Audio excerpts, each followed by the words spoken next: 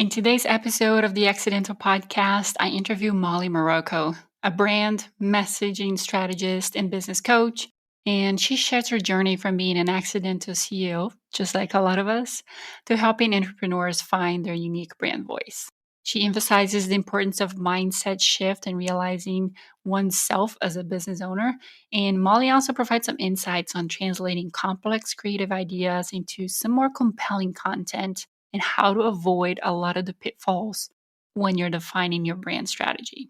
She also shares a transformational story of a client who went from being very unclear to having a very strong brand. We talked about some strategies for launching successful digital products and also how to grow an online engagement and community. She shares some foundational steps for content creation, including how to identify some content pillars and plan out your content. I really hope you enjoyed this conversation. We had a lot of great tips for you. Let's dive in. Welcome to the Accidental CEO podcast, where we bridge the gap between the creativity you love and the CEO mindset you need. I'm your host, Nada Salvatore, wedding photographer and business educator. Find full show notes and resources at accidentalceopod.com. Let's get into today's episode. Hello, everyone. Welcome to another episode of the Accidental CEO podcast. Today, I have Mollie Marrocco with me, and she's the owner of Branded with a Purpose. Super excited to share all her tips and strategies and her story with you guys. So welcome, Mollie. Awesome. Thank you so much for having me. I'm excited to be here. Yeah, so tell them a little bit about who you are and what you do and where you are in the world. Sure. So I'm a brand messaging strategist and business coach, and I work with entrepreneurs, a lot of creators, creatives, a lot of healers, solopreneurs, people like that who really struggle to figure out what their magic is and then describe it to the people that they want to work with. So I help them figure out what to say and do online so that they can make more money in their businesses. And I'm based in Massachusetts. I'm actually getting ready to move to Virginia. So depending on when this airs, I may already be there. But I work with clients all over the world, everyone from Australia to the Philippines to people in the same state as me. I work with clients everywhere. Very cool. Where are you going to in Virginia? I'm going to the Virginia Beach area down there. So I'm going nice. to try it out, see if I like it, see if I want to make a move more south, get away from all the cold, and see how it goes. Yeah, it's a nice place. I was in Virginia before moving to Florida, so. Oh, nice. Okay. Yeah, it's a good place for sure. So tell us just a little bit about your accidental CEO story. How did you ended up owning your own business and helping other people with their brand? Yeah.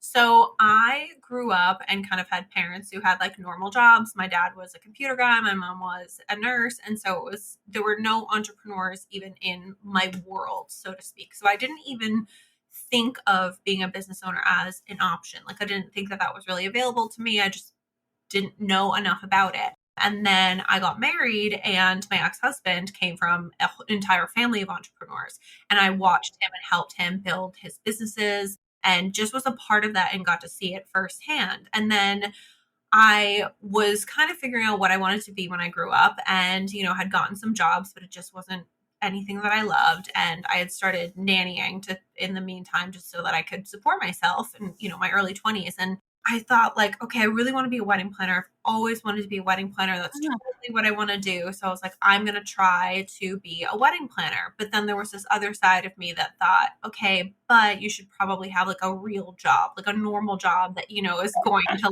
like be supporting yourself and giving you health insurance and all of that kind of thing. And so I did. And I kind of decided to go back, get my master's, start teaching, but I didn't love it.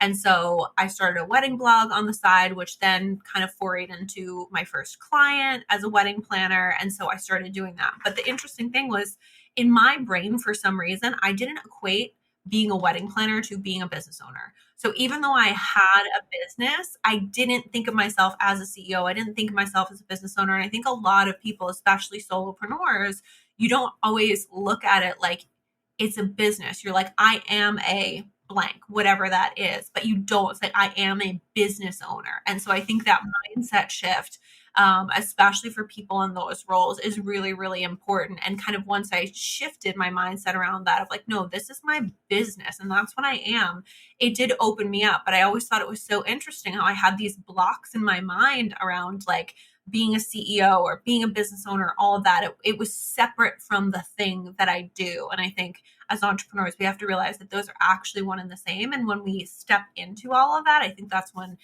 we can create some real magic in our business. Yes, that is a big point. I feel like a lot of times when you talk about what you do, it doesn't necessarily connect with the fact that you do own a business for a lot of people, or even the fact that you don't see certain professions in the creative arena as like a real job that you can make money from.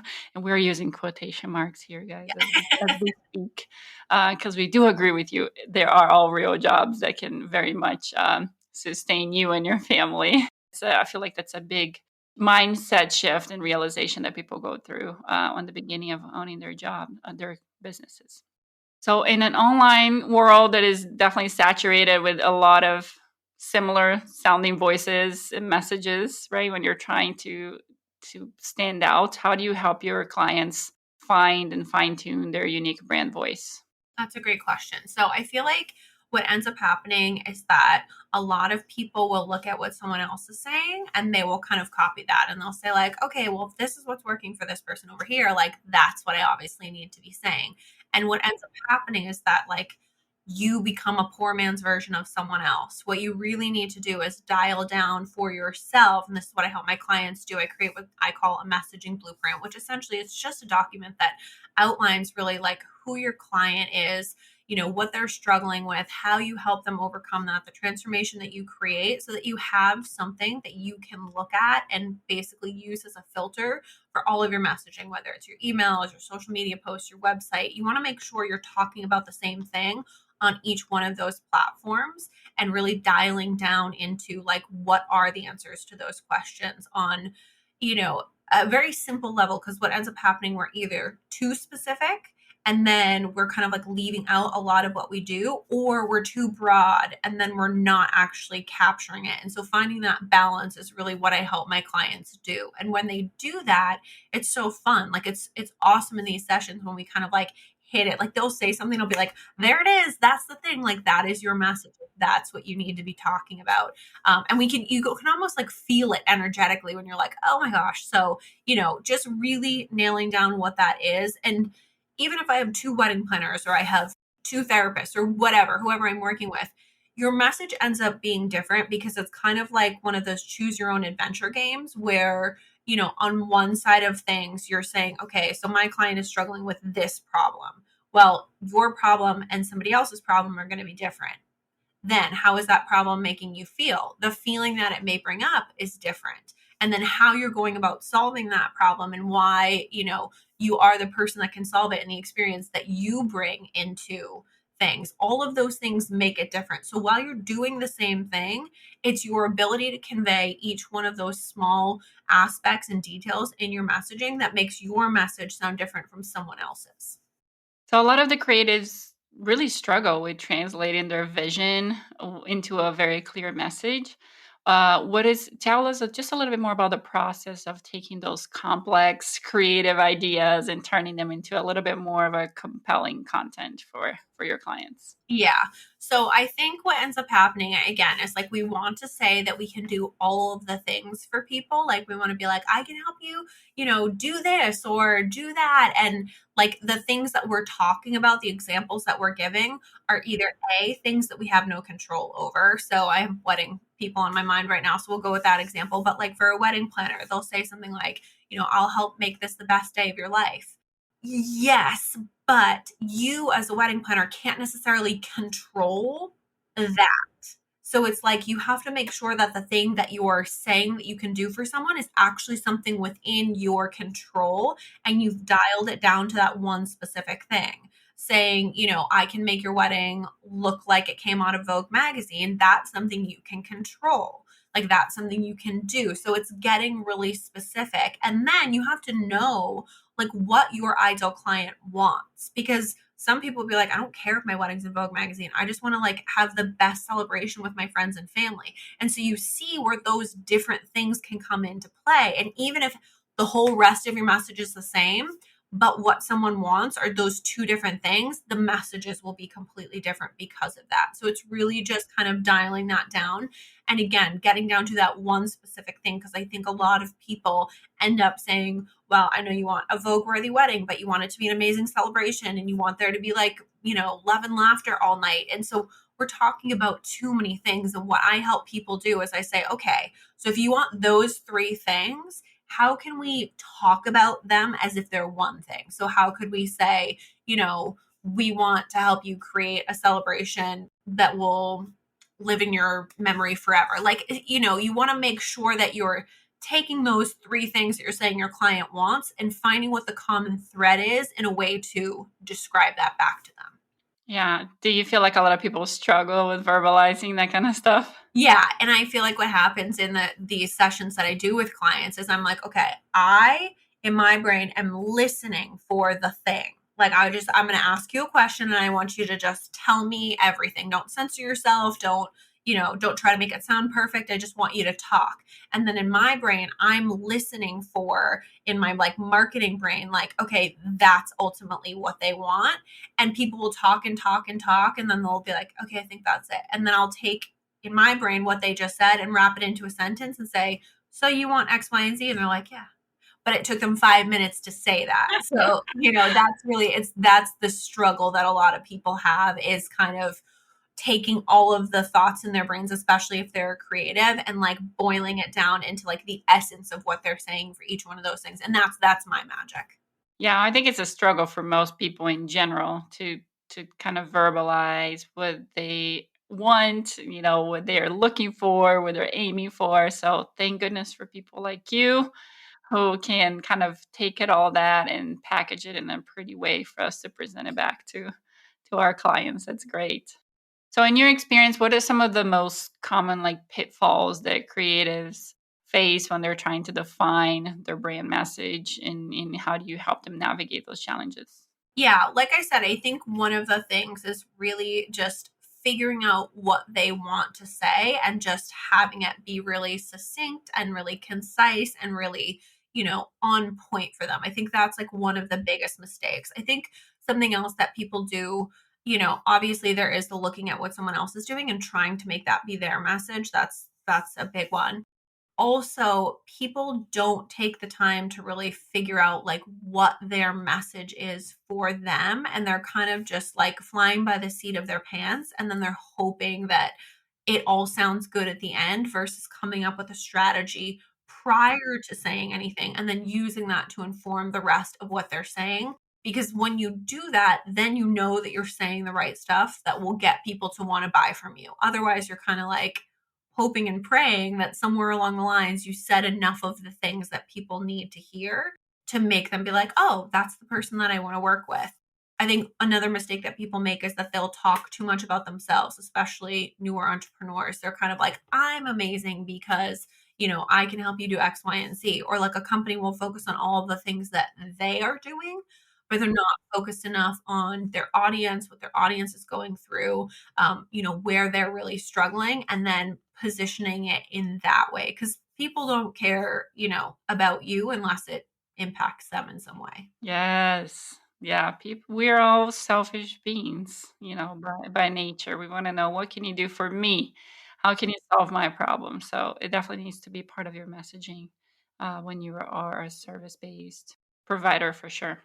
Can you share a transformation story of a client and maybe who went from like being very unclear and maybe not even noticed online to having a strong, distinct brand just thanks to your strategies? Yeah. So, I have a couple examples. One of my clients who I talk about a lot, she's a hypnotherapist. And so when we first started working together, she had hired me just to write her website copy for her. And then, I was kind of supporting her in other things. And so then she hired me on to be her business coach. And so we've been working together for a couple of years now. But when we first started, she wasn't really on social media. She wasn't really doing much. And then I was like, please, I am begging you, go on TikTok. And she was like, I don't really want to do that. I'm like, no, I'm telling you, it will be good. Just do it. And she got on TikTok and absolutely loved it and then really started crushing it. She grew to almost 100,000 followers on one of her accounts. And then, of course, her account ended up getting it kind of just froze. We don't really fully know what happened. Then she started another account. I think she's around 20,000 on that account. But, she was able to go from 0 to 10,000 followers in a couple weeks on that second account because we had figured out what worked on the first account. So then we could just take all of that and say, okay, we know this kind of content works. Now let's put it on your new account so that she could, grow really, really quickly. But she was able to book out her business. She had her first $10,000 month. She had to shut off her inquiries because she was just like, I am so overwhelmed. Like, I can't handle all of this. She was able to launch her digital products and passive income and stuff like that just off of the audience and the email list that she built through figuring out her message and then, using that to inform her content strategy. Yeah, and again, we don't know what's gonna be happening with TikTok by the time this episode comes out, but I was just making a joke yesterday. I was like, now that I finally started to get some followers and got a little traction there, and they're talking about shutting down the platform. So I was like, "Ah, I know. great." It's so frustrating. So you've helped clients launch some passive income through digital products very successfully. What are some of the key elements that you feel like need to be in place for a digital product to thrive when you're launching in the market? So I think that you need to be really prepared and you need to be preparing your audience prior to your launch. So this means if you know that you want to launch a product on let's say manifestation, that prior to launching that product that you are really talking to your audience about manifestation, the struggles that people have when they try to manifest, the mistakes that people are making, like you're hyping up that problem and really talking about like, all of the things that people are doing wrong. And that's going to have people be like, okay, well, how do I do this right then? How do I do this right? And you're like, oh, by the way, I have this really awesome solution for you. Now that you know all the things you're doing wrong and how it's hurting you and, how you're never going to create what you want, let me now provide you a solution. And so doing that at least 30 days prior to your launch with your content is going to be really, really important to get your audience primed and ready to go for your launch. I think that is really important. Obviously, making sure that you're not constantly selling to your audience and that you're nurturing them and providing value and you really have to know what your buyer type is like in your audience. So there's, a couple of different buyer types that you can have. And then depending on the buyer type that you do have, you ultimately will sell in a certain way and kind of position your content a certain way. If you have a lot of driver buyers, for example, you're going to show a lot of results. Those are going to be people who are going to be like, okay, well, tell me about the results you got from other clients. I want the big shiny penny things.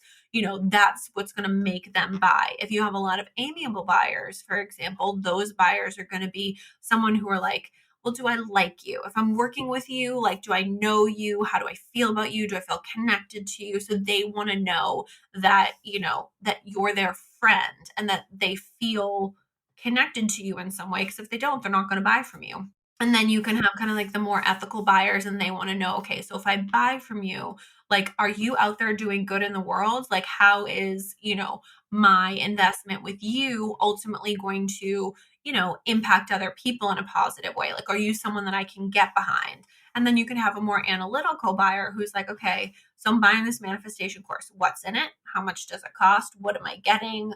Is it hypnosis? Is it EFT? Like what's included in it? Are they audio recordings? Like they want to know all the little details.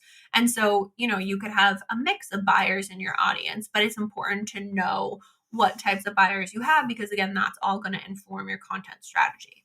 That's great. So just being very mindful of who you're selling to and starting early enough so when you are presenting your product, they kind of know what's coming, they know why they need to get that to solve all the pain points. Yep, exactly. Perfect. So let's talk about just growing your following in social media. That's definitely a challenge for a lot of people. What are some of the strategies that you have found most of your clients have used that have been very effective on just increasing their online engagement and community size? Yeah. So I think, first things first, you have to kind of experiment. You have to kind of figure out like what kind of content your audience likes. And you also have to be willing to do a variety of different things in your content because you're going to have content that is specifically there to grow your account, to grow your followers, that's going to like get people engaged. And this type of content is either going to, you know, increase engagement because it's controversial or because it's super relatable, like meme content, even like trending content, like that kind of thing. It will do a lot to like either get views or to get people talking in the comments or something, but that's not necessarily going to convert into sales. And I think a lot of people are like, well, I need to be going viral to get sales. And while you do need to go viral to help grow your account potentially over time, it's a slower process. Just because you go viral doesn't mean you're A, getting followers, or B, getting sales. It may grow your audience and be like, something that ultimately helps you, but one does not equal the other. And I think a lot of people get confused about that. They're like, well, if I just go viral, like I'm gonna have all the sales. And it's like, if you go viral, you may get some sales and, but you're mostly just getting people into your ecosystem so that you can do the second type of content, which is the more nurturing content, which is where you're specifically talking to those pain points, and you might not get all the views that you will on that other kind of content, but it's probably going to end up making you a lot more money because it's very specific and targeted to your audience and the person that will be the most likely to buy from you. Hey there, are you a creative professional looking to elevate your business and artistic vision? Discover the transformative power of personalized coaching tailored specifically for creatives like you. During the sessions, I dive into the unique challenges and goals for your specific business, especially as a creative entrepreneur. That's very important because what you do, it is special and it is different than everybody else. You're going to break through some mental barriers and cultivate a mindset that really nurtures the creativity and resilience of your business. We're going to enable you to thrive in both your personal and professional life. That is my goal for you. If you're ready to embark in an amazing journey of one-on-one coaching with me, hop over to accidentalceo.co and let's get you to be the CEO that you're meant to be. So when it comes to content creating strategies, let's talk about that a little bit more. What are some of the foundational steps that you believe that every creative entrepreneur or small business should start with? I think you really need to figure out like what your content pillars are. So this can consist of a couple of different things. It's like I think this is the most important. It's like, what do you want to talk about? Like some people may argue with me and say, yeah, but you need to know, okay, what are people searching for and things like that. But I think that you can create a really solid brand based on stuff that you like to talk about. You need to make sure that you're talking about it in a way that's providing value to someone. But if you don't like what you're talking about, it's going to come through on camera. It's just not going to translate as well. And you're going to get sick of doing it. So you're not going to be as consistent. So what are you excited about talking about? Because that's going to be step one. And then from there, it's kind of like, okay, then we can look at, within that, what types of things are people searching for? What types of things are, doing well in your niche? That will help kind of inform creating content that people are looking for so that it does well. So once you kind of figure out what your content pillars are and what you want to talk about, you can start planning out your content a little bit more.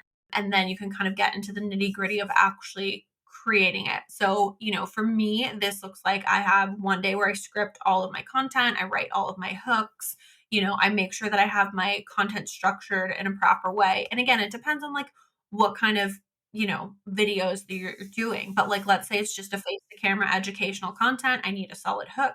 I need an authority builder that says, hi, I'm Mollie. This is what I do and why you want to pay attention to me. Then I'm going to get into the main points that I'm making in the video, and I'm going to have some kind of call to action, even if it's just follow for more marketing content at the end of my video. So I spend one day and I script out all of my content that I'm going to do. Because what ends up happening is like, oh, I'm going to script it and then I'm going to do it. And then, you end up like switching your brain from task to task and you end up wasting a lot of time doing that. So I pick one day to script. The next day I'm going to record. So I'll do my hair and makeup. I'll get ready to record and I'll create all of my content. And then after that, I send it to an editor because I cannot be bothered to edit my own content. I hate it so much. But otherwise, when I used to, I would like spend a couple days editing it and then, get it back, get it ready to post with my hashtags, my descriptions, my captions, all that kind of stuff and get it just in my drafts ready to go. So, That's what works for me. Now I work with clients who are like super creative and they don't want that much structure and they want to be able to flow, and that's fine too. But at the end of the day, there has to be some element of like, I have looked forward, this is what I'm trying to create, and there's a strategy behind it. So even if you are fine with recording your videos in the moment and doing whatever, you need to know like what you should be talking about. We're going to leave room in there for you to, ad lib and do what you want and add like a, video that strikes your fancy. But like you should have a solid strategy based around that educational kind of value sales type posts in your content. And then the rest of it can just be filled with like fun stuff, trending stuff, stuff that you want to do, but it needs to be built on that kind of solid ground to help convert people. Yeah, I really like that strategy, like looking at what do you want to do as a big message? Is it still fitting that big message, going around your pillars and then kind of segmenting the tasks of putting content together that can be overwhelming to people just to try to do it all at once. Do you have a preferred platform for your own thing? Like where do you think you perform better? I like to record in TikTok because, I've tried Instagram, but I think I started recording a lot of the time in TikTok. I also would record just straight on my phone. And then I like would have my script and then look at my phone and then I'd kind of go back and forth and I'd send it to my editor and he'd just clip out all of that. And I mean, obviously you can do that too. But I just found that I liked kind of like this speed of being able to like hold my finger down, record, okay, then like reset, do what I want to do instead of like, oh, the camera's still running. I don't want there to be too much time. So yeah, I just like to record in TikTok and then I just download it and then I send it off to my editor and he does what he needs to do and then I'll re-upload it and go from there. Perfect. I love that. Do you work with anybody that have maybe a little creator's block or writer's block? How do you guide them through the moments of that difficulty and to keep their message and content strategy on track? Yeah, so I mean, I think like the biggest thing I always tell people is like commit to whatever you can consistently do. And it's like I think that everyone can at least do like one video a week. Like if you are a business owner, like and that is on the low end. But it's like if you can at least start with one video a week, then we can build on it. Like that one video is certainly not going to get you to 10,000 followers in a few weeks. It's going to take you a long time, but it's like, let's just get acclimated to doing one thing, doing it well, and having that become second nature. Then we can say, okay, now we're going to do two or maybe even three videos a week, and see how that works. And then in terms of like, what are we talking about? Like a lot of what I do is just brainstorming with my clients. Like I just sent one of my clients a video idea the other day. But once you know like what you want to say, it's just kind of finding that like creative flow around it. And if you just need to have like a structure to your videos that it's the same every time, that you're in the same place, saying the same thing, doing it the same way, then that becomes your shtick. And that's fine too. We just have to find out what that is. And then, I support my clients to say, like, okay, I've got to create a video and I have no idea what I should do. Or like, I have this video, but I don't know what my hook should be. Then they'll message me, and say like, this is what I'm thinking. Can you review my script? Can you give me an idea? Things like that. And so I'm always there to kind of support them to do that. What is your favorite thing to work with your clients of all the things that you offer? Yeah. I mean, I love to do, well, I obviously love my like monthly one-to-one clients where I'm really supporting them like throughout their marketing and just really holding their hand and saying like, okay, we're starting here. We need to build out your whole email list. We need to do your freebies. Like we've got to come up with your content strategy. Like I love being able to see that and seeing how far people come and like what they're able to do and just like the relationship that I have with my clients. Like I think, I've had people who have come to me who have been like, I've worked with other people, but like no one really like cares. They're like, you actually care. And the way that you function and the way that you are like there for your clients and you do what you say that you're gonna do and all of that, they're like, you don't understand. That's not, people don't function like that, which is like heartbreaking on my end when, people come to me and they tell me like the stories of what they've gone through. But I really enjoy working one to one with my clients and getting to know them. Like, I feel like there's an aspect of us where like we're friends. Like one of my clients and I realized we both love reality TV. So like we will be messaging on our non-business platforms of like, did you just watch Love is Blind? What do you think? So, I love having that relationship and just celebrating with them like when stuff happens. It's really, really fulfilling for me. Let's talk about authenticity a little bit when it comes to branding, which I think today is probably a very important thing. It's definitely a buzzword when it comes to branding and marketing. So, how do you ensure that your client's message really resonates genuinely with their audience? That's a good question. I mean, I think that it really comes down to like tapping into for them, like, why are you doing this as an entrepreneur? Like, why are you helping people? And straight up, if it's like I'm helping people because I'm making money and I want money to go, like, pay for my kids' ballet class, like, there's no shame in that. Like, being able to be who you are unapologetically and people that because there's going to be people out there who are going to relate to that. They're going to be like, yeah, that's why I have my business too. They're going to be okay with that. And I think people will respect you and your truth when you kind of accept your own truth. And there's like aspects of that where, showing up on social, it's like you feel like you have to be like perfect and you can't have any faults. And, especially if you're a creative, I see this a lot where it's like, just gonna hide behind my work. And it's like, that's fine, but no one's gonna remember you if you're just blending in. And so being okay with just being you and understanding again that a lot of the time people want to buy from people. So they want to know who they are buying from and who they are supporting and who they are working with. And like they want to have that kind of connection with you. That's what's going to make them feel good about buying. It's like that emotion and that connection is what's going to get someone to say yes. But then it's all the other things that you're doing, like your client experience and the value that you're giving and all of that, that they then are going to use logic to say, okay, I made this decision based on emotion, but really here are all the reasons why I think it was a good decision for me ultimately. So, just helping people really tap into why am I doing this? What does this look like? Like, why am I so moved to help the people that I'm helping and in the way that I'm helping them? And then being able to just, again, clearly, concisely explaining that to them so that they understand and that they feel connected. How do you help your clients navigate a very fine line between being authentic and just oversharing on social media? Because there's definitely those people that we feel like kind of went a little bit off tracks when it comes to trying to be authentic, but just like, man, we did not need to know that, or that's just not even relatable. Like, how do you help your clients navigate that? Yeah, I mean, I definitely think there's a line there. And there's a line like where people will go like to either extreme where it's like they don't show anything. You have no idea about anything about their life and they want to keep their private life private. It's like that's cool, but like can you show us your dog? Or like maybe like what you ate for lunch or like just something so we know you're like an actual human with like a life. And then, pulling back on the other side of it, I feel like it has a whole conversation. But oftentimes it's like if you want to let people into your life, you will let people into your life. But you need to understand that when you let them into your life, they now feel a sense of ownership over your life, like they have an opinion over your life, like they can freely express said opinion.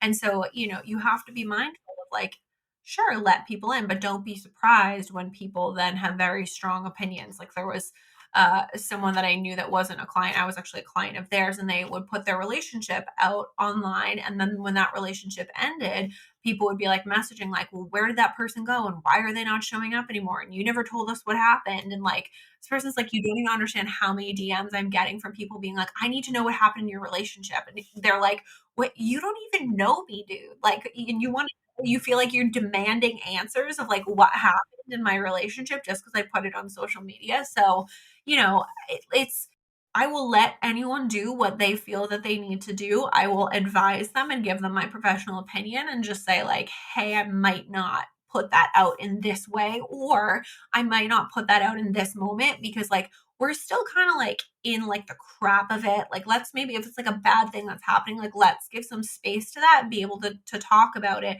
but from like a different emotional place." But yeah, it's, you know, if you open yourself up, people feel super connected to you and they will be very loyal to you. But also, like when they decide that loyalty has been, they've been slighted in some way, they will not be, hesitant to let you know that, to feel entitled to let you know that. So, with the digital marketing landscape constantly evolving, how do you stay ahead of the curve and kind of prepare your clients for what's next?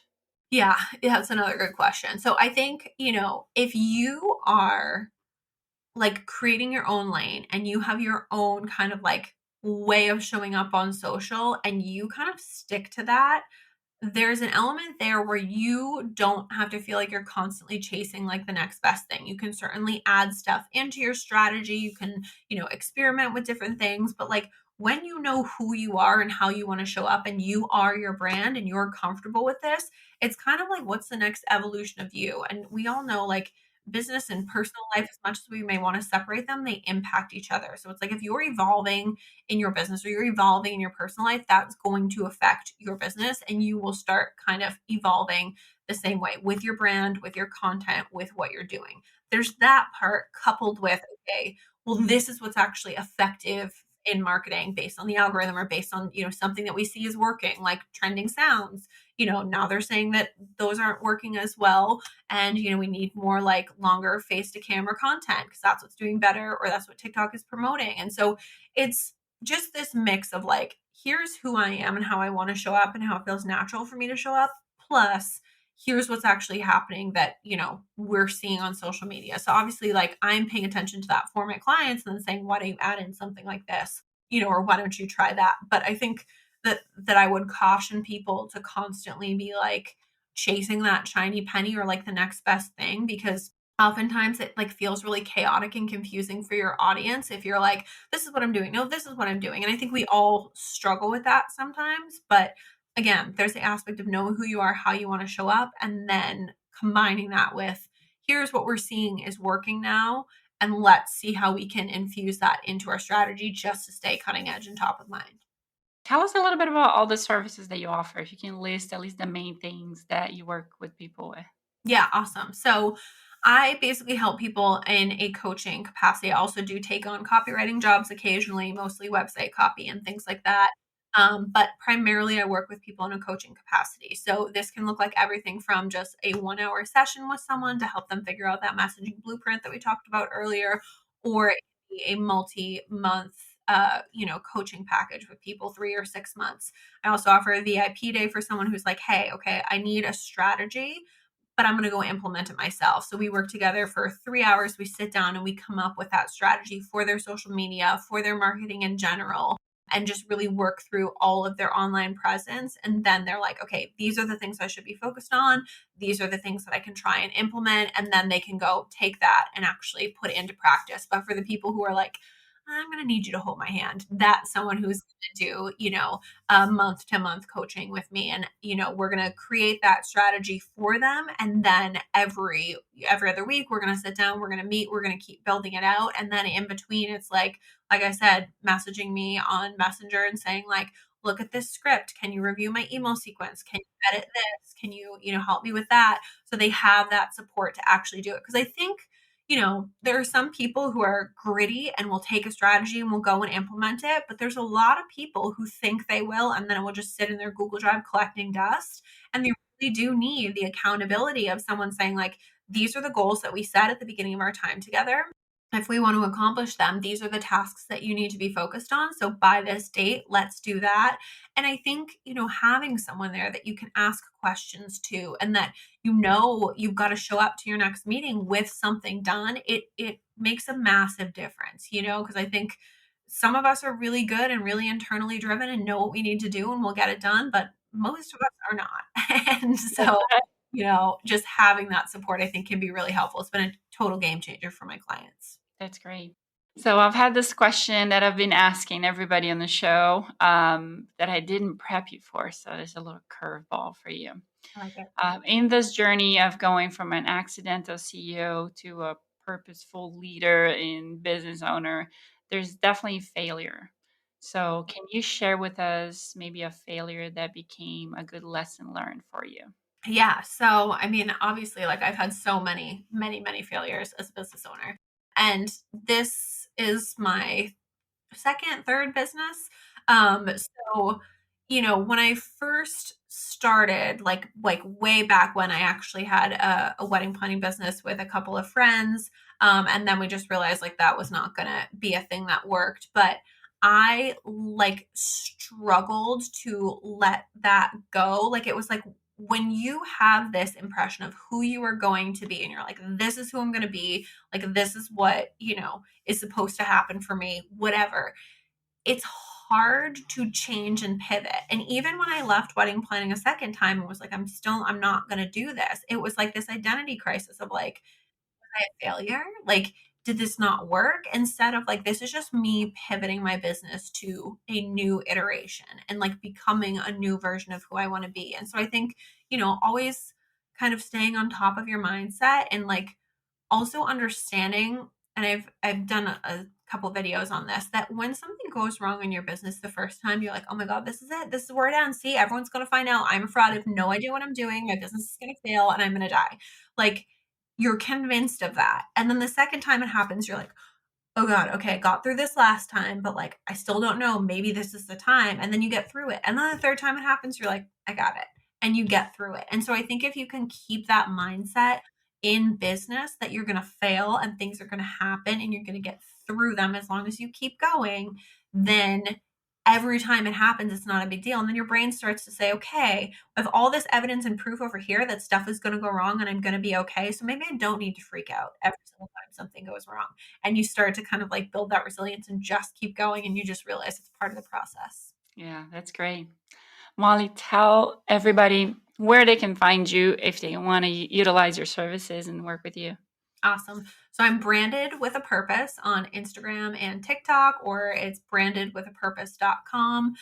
You can find me over there. Shoot me a DM. Let me know you heard me on this episode. I love to connect with people. If you have any questions or you ever need anything, I love to chat in the DM. So don't be afraid to reach out. Perfect. Thank you so much, Mollie. Lots of great things to share with our audience today and a great story. Thanks for sharing all the personal tips too. Thank you, everybody, for listening to another episode of the Accidental CEO podcast, and we'll see you next week. Bye. And that's a wrap for today's episode of the Accidental CEO podcast. Thanks for hanging out with us in the world where creativity and business strategy collide. I am Nada Salvatore, thrilled to have shared this time with you.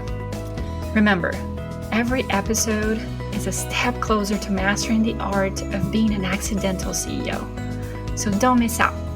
Hit subscribe, drop us a sweet review, and spread the word to your creative tribe. Your next big breakthrough could be just one episode away.